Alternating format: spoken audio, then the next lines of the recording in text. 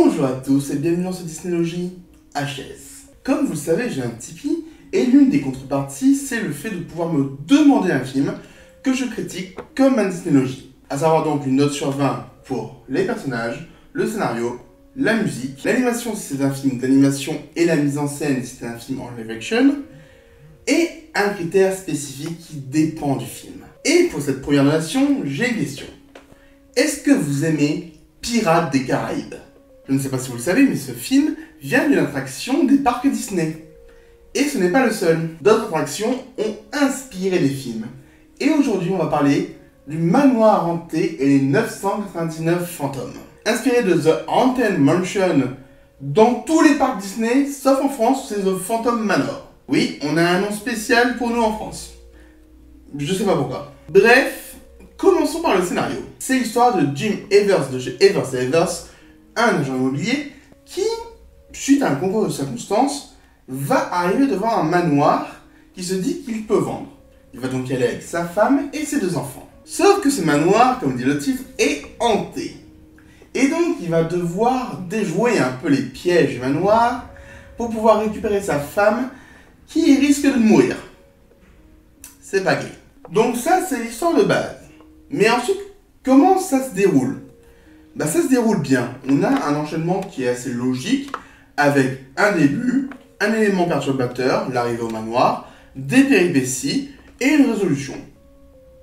C'est une histoire classique. Il n'y a pas de temps mort, le scénario se déroule bien, donc pour moi ça reste assez basique, mais le basique dans le bon côté du terme. C'est pour ça que je lui donne un 13,5.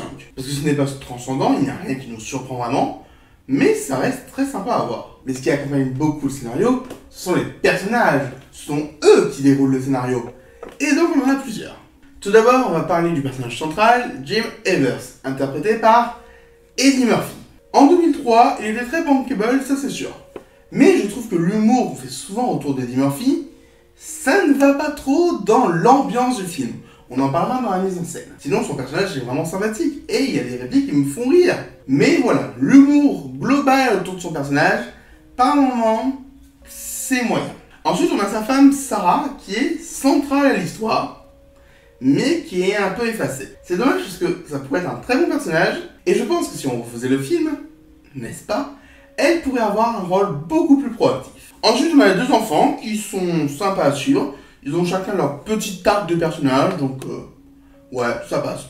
C'est des enfants qui ont un rôle d'enfant, donc pas grand chose à dire dessus. Le maître de la demeure est franchement stylé. Mais ça, je pense que c'est surtout la VF de Marc Alphos qui le rend franchement cool à entendre. Ces murs sont imprégnés de tellement de souvenirs. Parfois même pénibles. Honnêtement, quand on l'entend, c'est juste parfait pour représenter ce qu'il est. Et ensuite, le reste des persos, globalement, ils sont assez sympas. Ils essaient d'avoir un petit air comique qui passe globalement bien, mais ils arrivent à être sérieux dans de bonnes situations. Mais il y en a un dont je n'ai pas parlé, c'est le méchant. Je ne vous dirai pas de qui il s'agit parce que c'est un perso à demi-mystère, on va dire. Et franchement, en tant que méchant, il est cool. Bon, les motivations sont un peu spéciales, mais ça va. Par contre, sa fin, il est battu trop vite. Pour moi, on aurait pu faire un beau combat, mais non, c'est vraiment... il chute. Vraiment. Mais voilà, dans l'ensemble, les persos, j'ai bien aimé, donc moi je leur donne un 13. Maintenant, parlons de la mise en scène. Donc, on a une ambiance un peu horrifique, mais horrifique pour les enfants. Autrement dit, qui peut faire peur, qui peut commencer à leur faire peur, qui nous, en tant qu'adultes, nous fait un peu moins peur, mais qui peut quand même marcher. Et c'est pour ça que l'humour à la Eddie Murphy marche pas toujours, justement. Ça dénote trop avec l'ambiance générale, et je trouve ça un peu dommage. Mais on a plein de petits détails dans la mise en scène qui sont cool. Genre, on a une scène, on a Eddie Murphy qui avance, et les tableaux se métamorphosent petit à petit. Alors, ça se voit un peu, mais je trouve ça stylé. C'est très propre quand c'est fait, et moi j'ai rien à dire dessus. Et autre chose que j'aime bien dans ce film, ce sont les transitions. Notamment, il y a une transition clé qui marche très bien. Honnêtement, quand je l'ai vu, je me suis dit, oh, pas mal du tout. Et donc, dans l'ensemble, on a une très bonne mise en scène. Avec en prime, un générique de début qui est juste super. Il est envoûtant à souhait et j'ai adoré le regarder. C'est pas souvent qu'on peut dire ça. Donc la mise en scène, je donne un 14. Pour la musique, j'avoue, j'ai pas grand chose à dire, si ce n'est qu'elle correspond bien à l'ambiance, et qu'à un moment, on a des têtes qui chantent, et en VF, ça passe bien. Les spectres fraternisent. Doum, doum, doum, doum, doum. Quand les cryptes crissent, quand les tombeaux craquent, les fantômes sortent de leur sac. Donc voilà, une musique de base qui fait son rôle de musique, donc un 11. Et du coup, maintenant, il est temps de parler de mon critère spécifique. Et je suis content, parce que c'est un critère qu'on ne peut pas réutiliser tout le temps. L'attraction. Souvent, on a des films qui sont adaptés de bouquins, de musique ou de je ne sais quoi, mais adaptés d'une attraction, c'est encore relativement rare. Et c'est cool à voir. On a plusieurs parties marquantes de l'attraction qui sont remises dans l'histoire. Alors de manière plus ou moins significative, mais c'est cool de les voir. Par exemple, les 3 voyageurs ou les bustes chanteurs, ils servent à rien, on est d'accord. Mais ils font des petites coupures dans les scènes qui participent à bien favoriser le rythme, et c'est assez marquant pour être bien. Après, il y a un pan iconique de l'attraction, les tableaux qui descendent, qu'on n'a pas retrouvé dans le film. Et ça, je suis un peu déçu. On les a retrouvés un peu avec les tableaux qui se transforment, oui, mais c'est pas exactement pareil. Ça, c'est mon petit reproche, mais c'est juste parce que je suis fan de cette salle, des tableaux qui descendent et qui dévoilent la vraie histoire. Franchement, si vous n'avez jamais fait l'attraction, allez la faire. Et je vous conseille aussi la vidéo des tabliers ronds qui est sortie ce vendredi. Vraiment, le hasard a fait bien les choses, je trouve, qui parle plus en détail de l'attraction Haunted Mansion. Pas Phantom Manor, hein. Je parle vraiment de l'attraction qu'il y a dans tout le monde et pas celle de France. Mais bon, revenons aux critères.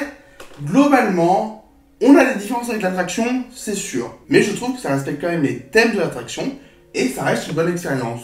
Je préconiserais plus de voir le film puis de faire l'attraction, mais l'inverse peut marcher aussi. À vous de voir. Et donc j'ai envie de donner un 16 à cette partie. Ce qui, si on calcule bien, fait un 67,5 sur 100. Ce qui est une note que je trouve honorable. Je vais pas dire que c'est le plus grand film de la Terre, parce que ce n'est pas le cas. Mais c'est un petit film qui fait plaisir à voir. Il y a des défauts, évidemment, genre l'humour qui est beaucoup trop présent, mais ça fait une bonne soirée. Honnêtement, montrez ça à vos enfants pour Halloween, ça serait génial. J'y pense, la vidéo qui sort en octobre avec ce film, c'est cool aussi. Bref, voilà mon petit avis sur le film.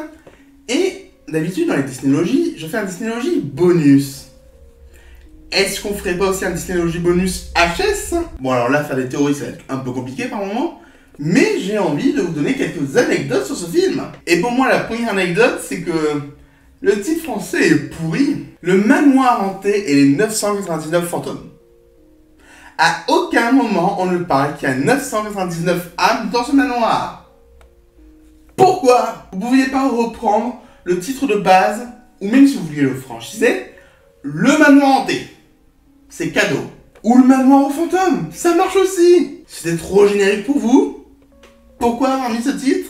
Deuxième anecdote, l'attraction aura sûrement un autre film dédié.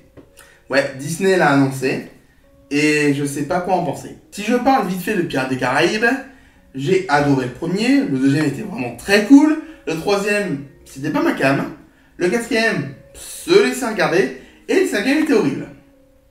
J'espère vraiment que The Haunted Mansion, ça va pas être pareil. Après, j'ai vraiment envie de voir comment ils peuvent réadapter une attraction. Donc, j'irai sûrement le voir. Il y aura sûrement une review short dessus. Et un Disneylogie HS, si vous voulez que j'en parle encore plus. Troisième anecdote, c'est un film Disney. Donc, il y a des Mickey cachés. Pour ceux qui ne connaissent pas les Hidden Mickey ou les Mickey cachés, ce sont juste 3 ronds disposés en tête de Mickey qu'on peut trouver dans beaucoup de films du studio. Vous pouvez être sûr que si un film est produit par Disney, il peut y avoir un Mickey caché dedans. Il y en a certains que je n'ai pas trouvé, mais je peux vous en dire 3 que j'ai vraiment trouvé. Tout d'abord, la forme du canapé où le maître de la demeure se repose, ça ressemble quand même vachement à la tête de Mickey. Ensuite, on a une hache qui a 2 doigts de découper Eddie Murphy, encore un Mickey caché. Et le dernier que j'ai trouvé, c'est dans le cadenas qui ouvre le portail. Donc voilà, normalement il y en a encore 2 apparemment. Je les ai pas vraiment vus, mais je vous laisse voir le film et me dire si vous les avez trouvés. Et enfin, dernière anecdote, je vous ai parlé des bustes chantants. Et il y en a un qui ressemble quand même vachement à Walt Disney, non? Ben c'est pas Walt Disney, mais c'est celui de Turl Ravenscroft, qui est un acteur qui a pas mal bossé avec Disney. Je trouve quand même que leurs têtes se ressemblent, hein, c'est pas facile à le discerner. Bref, j'espère que ce premier Disneylogie HS vous a plu. N'hésitez pas à en demander un autre sur Tipeee ou à voir les autres contreparties que je propose. Et je vous dis à très bientôt.